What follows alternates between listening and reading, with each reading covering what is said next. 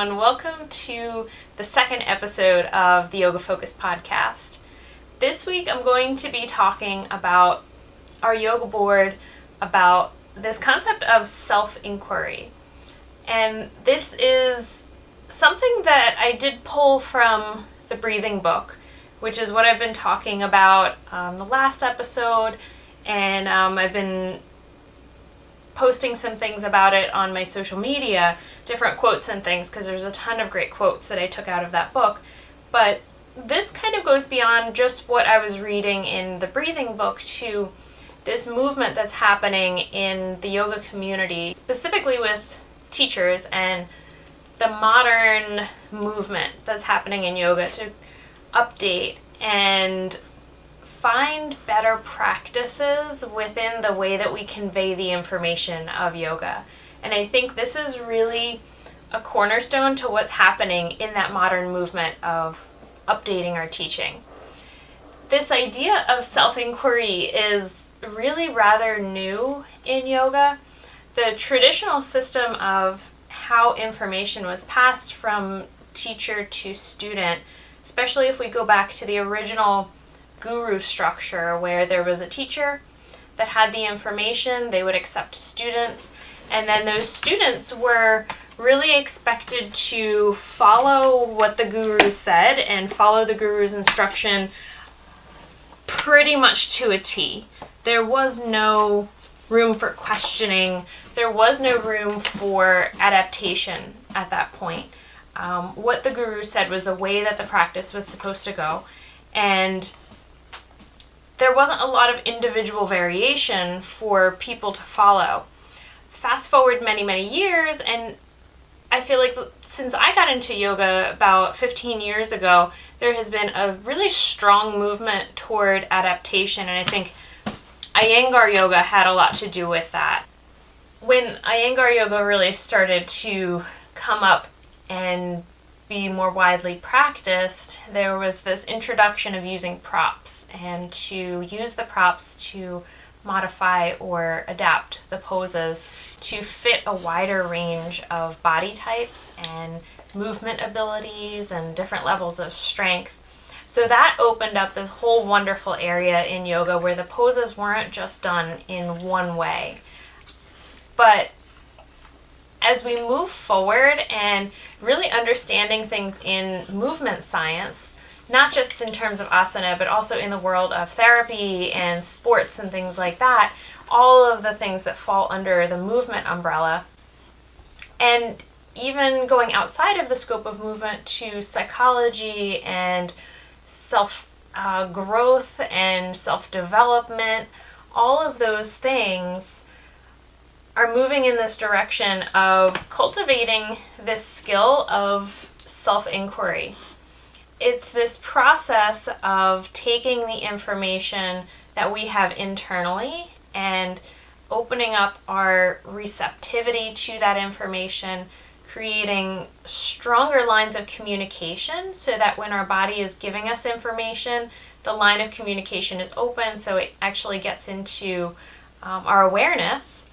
And just being open to what your individual experience is, rather than feeling like you have to have this very specific one-size-fits-all experience.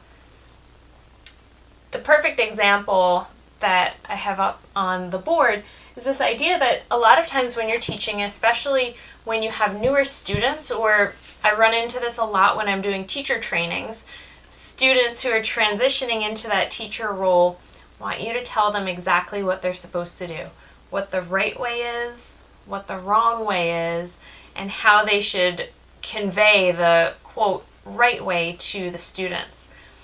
The problem is a lot of times there's a gray area. There is no hard rule of exactly the way that you're supposed to do things. So instead of this question of what should I feel, looking to that authority figure, looking to that guru or to that teacher and saying, well, what am I supposed to be getting out of this pose? Where am I supposed to feel the stretch? Energetically or in terms of the nervous system, is this supposed to be upregulating or downregulating, which is another thing that's going to be different for a lot of people. Different sensory input for some people might be upregulating, for other people it might be downregulating. There's a lot of variety that goes into that. But we're trying to change that thought pattern from looking toward the teacher and saying, what should I feel? To empowering the student to say, what am I feeling? Because for every single person in that class, if you're doing a group practice, it's going to be a different answer. They all have different body structures. They all have different levels of experience. And one of the things that I like to really think about when I do my class, it's a nighttime class, it's at 6:30. So you've had a whole day of doing things and going places that have impacted the way that your body feels at that point. So when you're first coming into that class, you have maybe some tension, maybe stiffness, maybe fatigue, or maybe excitement. Anything that happened to you during the day, there's some residue that you are bringing with you into your practice. So starting from that space of self-awareness of, well, how do I feel after the events and the experiences that I had during my day today? Because that is probably totally different than the person right next to you on their mat and what they did during their day. Very different starting point. Before we even take into account how many years of experience you have with practice or what your physical fitness level is, just bringing that down to the scope of, well, what did I do today? Once we have introduced this idea to our students that we don't want them to be as dependent on us as the teacher to give them the information, to tell them or dictate what their experience is supposed to be, which also creates this distinction between doing the pose the right way or doing the pose the, quote, wrong way. And there really is just this personal experience of what is the way that you need to do the pose right now? What is the way that's going to work the best for your body right now? And of course that's going to change day to day. It might change from the beginning of class to the end of class, or anywhere within the scope of your practice. Of course, over the years that I've been practicing yoga, I've seen really, really dramatic changes in my experience in the poses, my internal dialogue, where my attention goes. All of those things have changed so much. And when you have this very rigid idea of what the pose is supposed to be, it doesn't leave that space for evolution and change and development within the practice. Where when we flip that over and we start to teach and lead our students and lead ourselves into more of a self-inquiry based practice, then we're honing that skill of being curious, of being in this place of using your practice to explore what is there instead of seeking and forcing what is supposed to be there. So that baseline question of what am I feeling is something that you can bring as a theme throughout your practice. One of the things that I've tried to work on myself in terms of how I'm teaching my students is, instead of giving them concrete things or specific cues, I try to give them questions that they can ask themselves within the pose that will bring them into that space of self-inquiry and help them to dive a little bit deeper into that pose based on how they're able to explore that question. And I put a couple of those questions down on the bottom. One of the questions that I was actually using a lot during class this week was, where does your breath start? Where is that first little bit of movement where your inhale originates? And that could be a very specific physical space in the body. You might be able to close your eyes and really focus and say, okay, I feel it right there, right in the center, back 2 inches. I don't know, you might get really specific, and some of my students did.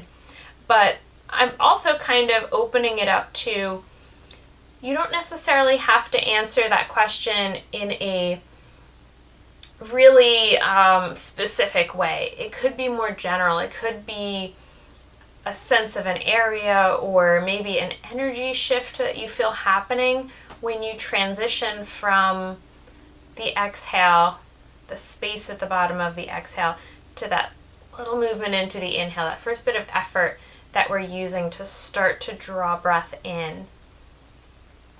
The interesting thing about this is you can take one of these questions, and there's this never-ending complexity to it, because every pose that you do, it will be slightly different.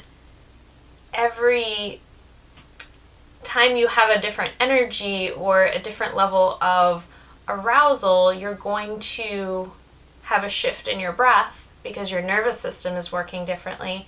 So the exact specifics of the breath is going to change slightly. So an example of that would be, maybe you're in Shavasana. You just go down into Shavasana. You're totally comfortable, so relaxed, so focused, because you've done all that work throughout your practice. And in that space of stillness, you start to really focus your attention down and ask yourself, where does that first little bit of inhale start? What does that feel like in Shavasana? So you notice that, and you watch it. And then, the very next day, you might be in a really stressful situation. You're late for work, there's a traffic jam, there's an accident, you have a flat tire, any of those kind of things that get you a little bit tightly wound. And then in that moment of feeling really stressed and irritated, ask yourself, where is my breath originating? Where's that first little bit of movement that draws the air into my body? And then you get this comparison. And there's a whole range of experience in between those two. That's kind of my examples of the two different ends of the spectrum. But within your yoga practice, we have those poses that are a little bit more activating and uplifting, or the poses that are calming and down-regulating. So the experience of where your breath starts will be quite different in both of those situations. There are also this whole other category of poses that are really physically demanding, where your breath is going to get faster and shorter because you are exerting yourself. Like if you were sprinting, you have to really have that breath going because you are taxing your cardiovascular system. The same thing could be true in a yoga pose where you have a lot of muscular effort, especially in the legs. You're really engaging your large muscles. So your breath pattern is going to change. It can't be that super slow, super wide, easy breath like we would use in a very relaxed position. There's going to be a change. So you're just watching all of that and giving your brain that question to ask is a really nice way to work on your focus and your attention during your practice.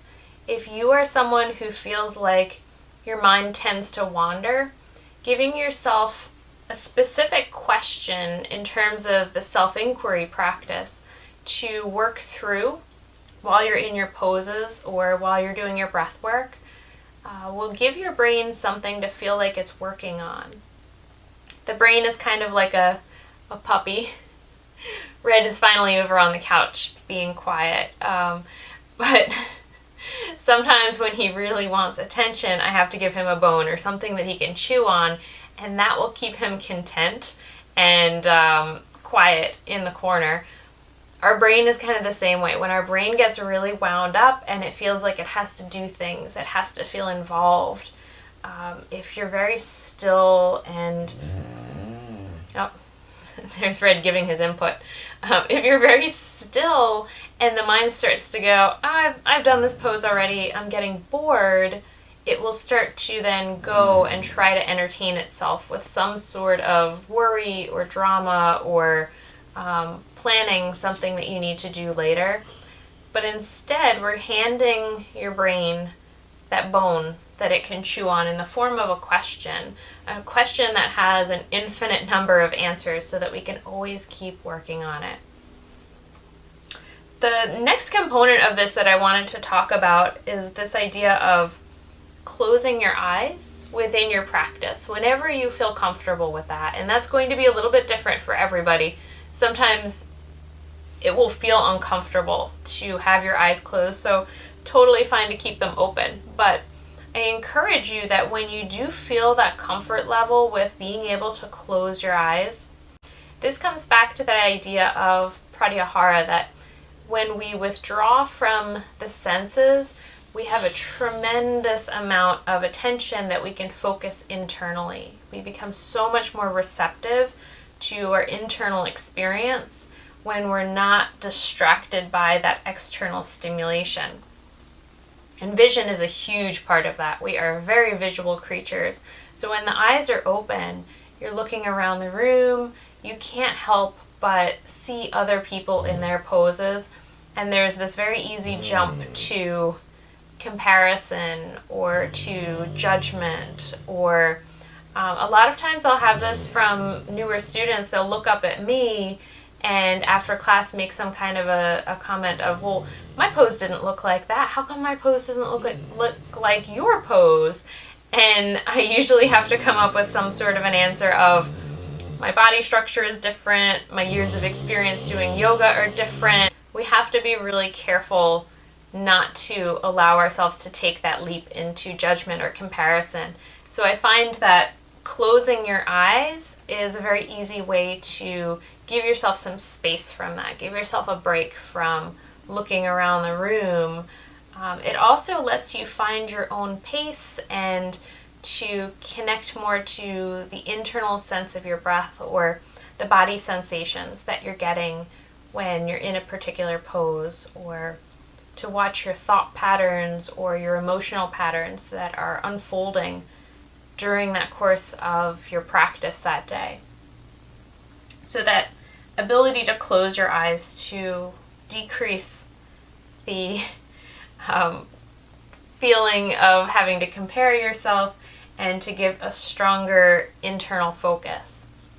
The last couple of weeks before I started back to filming the yoga boards and recording these talks, I went through several weeks with my students in the yoga focus class talking about building up self-awareness, of how we can strengthen that skill of being aware of what our experience is. Because sometimes it takes a while to kind of figure out, well, why do I feel this way? What exactly do I feel? Can I nail it down to something specific? Really takes some practice on different levels, physical, mental, emotional, all of those levels. It takes us practice to build strong self-awareness in all of those realms. And once we have that self-awareness, we can build upon that skill to go into this space of self-regulation. And I love the skill of self-regulation, especially in terms of yoga, because we have those categories of what is upregulating and what is downregulating. So you go through this process of, how do I feel right now? That's the self-awareness. And then asking, what am I getting ready to do? What am I preparing for? And if you say something like, I'm getting ready to go to bed in 20 minutes, and you're feeling rather tightly wound, what do I have to use to prepare myself to get into that space of being able to unwind and go to sleep? So an easy answer to that might be some really slow, deep breath work in restorative yoga poses, like really supported, yummy, propped, comfortable fuzzy blanket poses. That will get me right into that space where I'm ready to go to sleep for sure. Or it might be the opposite, where you're getting ready to go to work or do a presentation and you have to be really up and focused and energetic. So it's going to be a whole different set of poses that would get you prepared for that. But understanding when to implement one versus the other is filling up that toolbox of self-regulation tools.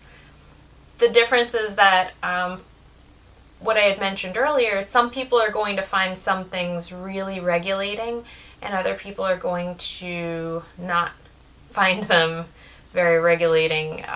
So there's some self-inquiry that has to go into that to understand how you personally respond to different types of sensory input.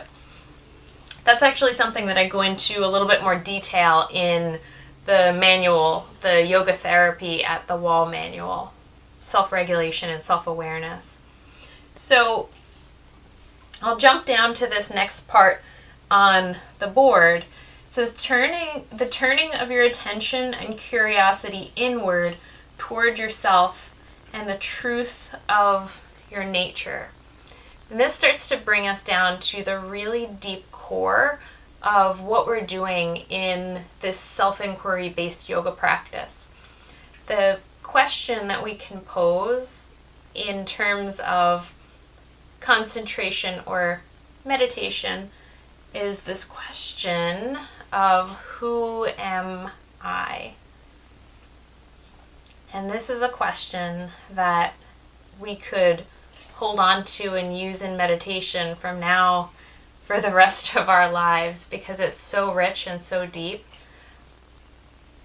And it's interesting to watch the way that the brain initially wants to answer that question. A lot of times when we first hear that question, who am I? We have all of these answers from our brain. A lot of times they're labels. They are roles that we fill in our life, that you are a sister, a mother, a husband, a wife, a teacher, all of these different roles that you fill in your life. And then you have to go down a little bit deeper and say, okay, but if I didn't have those roles, if I didn't have those labels, who am I? On that next layer down. And then you might get a little bit more of a sense of your body and your breath and kind of where you sit in. So you just continue with that process, moving down a layer, and posing that question of who am I? So that, again, could keep us busy for the rest of our exploration within yoga. And it's a really nice question to pose toward the end of your practice, maybe right after Shavasana when you're in that state of really nice clarity. Another question that falls into this category of self-inquiry that I enjoy working with is the question, who is experiencing this? This particular question I find useful when maybe you're going through something a little bit more difficult in your life and you feel totally overwhelmed or absorbed in that anger, frustration, sadness. When those emotions get really strong and difficult to handle, asking yourself who is experiencing these feelings or these thoughts can create a bit of space between you and that experience. We're stepping back into that position of being the observer, of watching what's unfolding in the mind or what's unfolding on our emotional sheath. And it can give you a bit of relief in a way that you don't feel like you're totally consumed and absorbed by those thoughts or those feelings. And it helps us to gain a little bit of perspective of going back to that question of who am I? Who is that person, that being that is experiencing all of these different things in life? And it could be used during pleasant experiences too, but I tend to use that a little bit more when I'm going through the difficult stuff. That's more when I reach for those tools. So starting to think about your practice and kind of questioning some of the things that you felt like were very static and dictated to you from your teacher or from books or from any other place where you were getting information, but allowing yourself to come at your yoga practice from this space of experiencing and enjoying that openness to the experience instead of having to force and mold into what it's supposed to be or what you were told it should be. Somebody left a comment on one of my posts that said they like to tell their students, you don't want to should all over yourself, which I had to laugh. You don't want to tell yourself that it should be this or it should be that all the time. Just creating that level of openness to exactly what it is. One of the big questions that this whole process brings up, and it's one of the things that we ended up talking about in my class this week, was I personally don't tend to do hands-on adjustments anymore. I've never really loved them. Maybe because I've had some adjustments done to me as a student that didn't feel good, borderline injury-causing adjustments that were just too aggressive. So I've never really loved hands-on adjustments for multiple different reasons, but putting your hands on a student and pushing them into a certain shape is very similar to saying, no, I didn't like the way that you were doing that pose. I want it to look like this. I want it to look like this as the person pushing you there. And it may or may not feel good or okay in that student's body. Within the context of a group class, a lot of people are not going to say something to you. If you adjust them and it doesn't feel good, they're not going to say, oh, hey, that hurt, or, oh, no, I can't do that. Some of the time. I just don't feel like it's a good context for that. Private sessions are a whole different thing. I will do a lot of hands-on during a private session when there's a give and take between the teacher and the student, and there's this openness to exploring self-inquiry. The teacher is really facilitating that self-inquiry on a one-person basis, which is so much more intense and helpful in terms of putting your hands on that student. One of my students brought up this point when we were talking about doing hands-on adjustments, that she has flat feet, and a lot of times her flat-footed position will cause the knee to fall in slightly in Warrior 2. And of course, if you have done teacher training, you know one of the first things that you are taught for Warrior 2 is never ever let the knee fall in, like your knee will explode if that happens, which I guarantee it will not. But teachers will go around and nudge the knee out toward the side so that there's a perfect line from the knee back to the hip, and that's supposed to be ideal alignment. But this particular student told me that when they get that adjustment of having their knee pushed out toward the side, it causes hip pain. That being in that alignment, even though it looks good aesthetically and it looks like the picture in the book, for her body, it doesn't work. Maybe even causing injury in the hip. So if I were to walk over and do that adjustment and say, I want the pose to look like this, push your knee out toward the side, and she didn't feel the freedom to verbalize to me that it didn't feel good in her hip and stayed there, that's something that I never want to happen in my class. So that's one of the reasons why I will tend to not do physical adjustments in my group class. I just don't feel like it's a good context for there to be a give and take between the student and the teacher, which is so essential. It becomes this one-way street where the teacher is saying, no, I want this alignment. So think about that in terms of the self-inquiry. I like to think of it kind of like the idea of the proverb or the story of if you want to feed somebody for one day, you give them a fish. If you want to feed them for a lifetime, you teach them how to fish. If you want somebody to understand movement and feel connected to their body, rather than pushing them into the shape that I want to try to get them to explore their body and feel where they're trying to move into internally. It's going to be a longer road for them to get into that ideal spot, but it's going to be much more beneficial in the journey of getting there than it is if I just shove them into that. So I kind of think of it that way. It's a little bit more of a involved process. It's going to take you more attention, more effort, but in the end you are going to get so much more out of it if you get there on your own than if I kind of drag you into it. So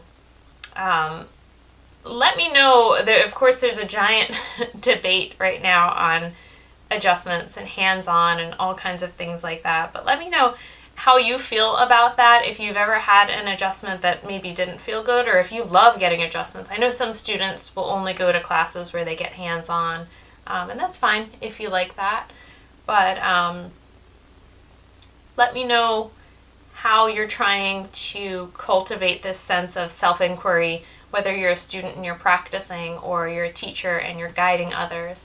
How are you bringing that sense of self-inquiry into the practice? So thank you so much for joining me on our second episode of the Yoga Focus podcast.